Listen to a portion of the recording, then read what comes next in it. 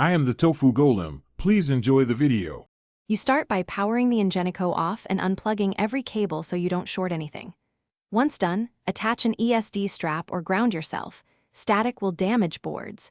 Make sure you have a small Phillips, a plastic pry tool, and a tray for screws.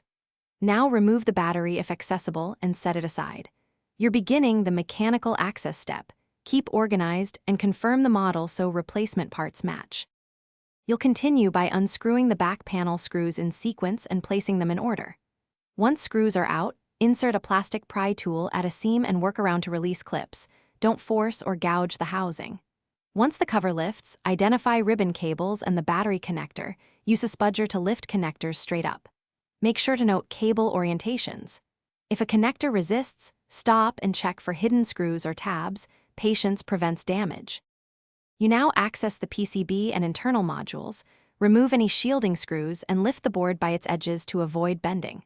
Replace or inspect the target component, keeping screws and pads aligned. Reconnect all ribbon cables and battery connector exactly as they were, then close the case and reinstall screws. Once reassembled, power on and run a simple card transaction to verify functionality. If the terminal won't boot, check battery seating and ribbon seating as the first troubleshooting tip. Thanks for watching. Consider subscribing if we helped you today.